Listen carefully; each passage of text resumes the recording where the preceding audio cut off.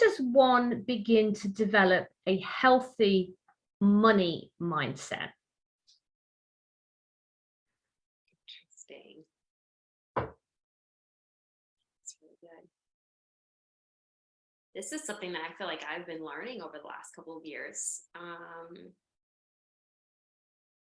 How to like be a good steward of what I have, and how does one create a healthy money mindset? We actually have a workshop on this.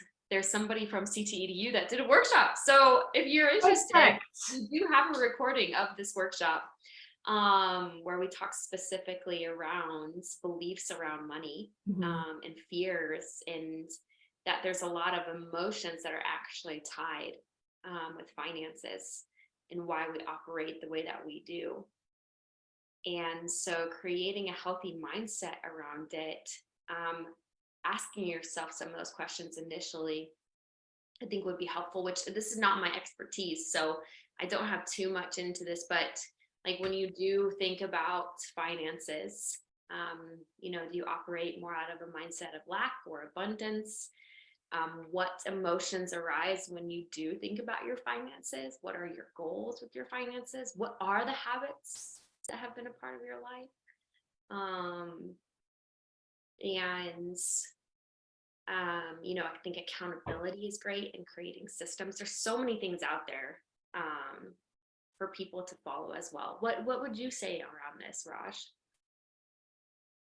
I think for me, there's kind of the twinfold piece here. There's the being and then the doing. Of course, the learning's there as well. So you've got all of the things that you want to look at as in terms of systems.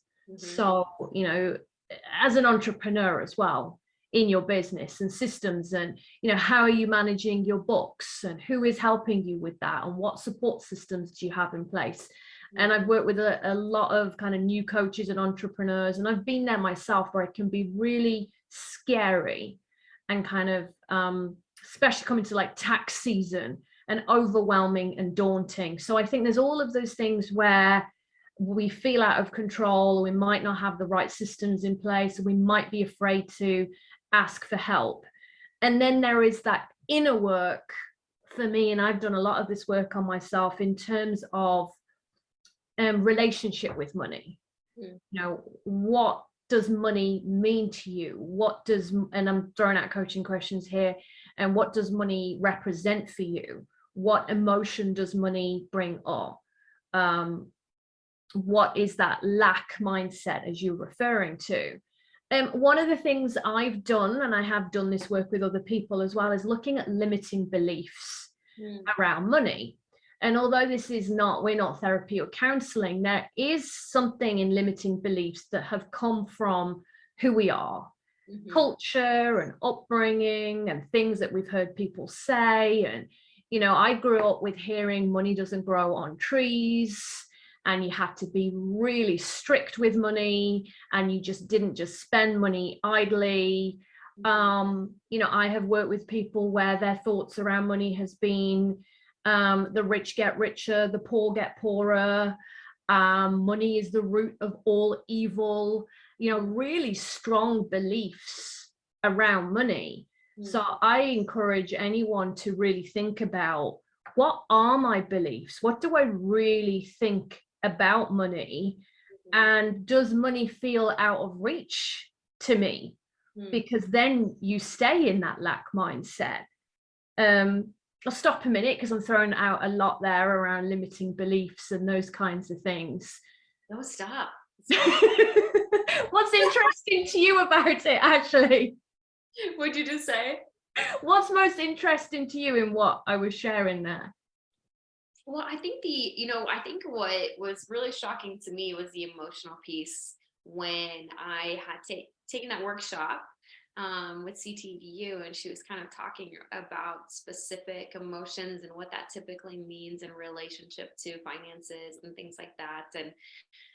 And she had it so brilliantly, so I don't want to take away from that, but I think it was one of the first times I realized, like, whoa, that's why I'm operating in this way.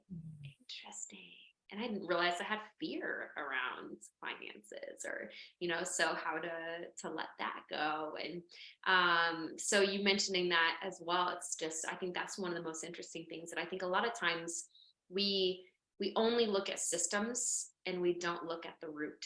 And the root is important, because especially if we have certain habits with finances, with little, if we're given a lot, it's going to be similar unless we understand what is really going on in our relationship to money. Yeah. And that reminds me, when I've done that work with clients, is looking at relationship, is looking at values. Where do your values sit in line with how you feel about money? Yeah. Self-worth. I've worked with a lot of entrepreneurs and women in particular around self-worth, and then guilt. I've experienced guilt around having abundance, both having it and not having it. So not having it and launching business and feeling guilty that I'm not contributing in the way that I should be to the household, and then feeling guilty when I had a lot of it or have it and I'm doing well. And incongruence with values, have a high value of humility. Yet at the same time, I like to be a thought leader and work with women on shining their light. So we have to work through some of those incongruences. And how is being humble here serving me in being inspirational? And I think last bit I would say on that, for me, and for anyone who has launched their own coaching business or is going out on their own, is to really work on self-trust. Because the work that I've done on self-trust helps me to stay grounded in knowing that I've got it. Okay, if this contract isn't coming here, I trust myself that I will find a way to make that money. And that helps with those money fears. Yeah. Ooh. Write down some of these questions and answer them. So journaling questions for everyone, and check out that wonderful workshop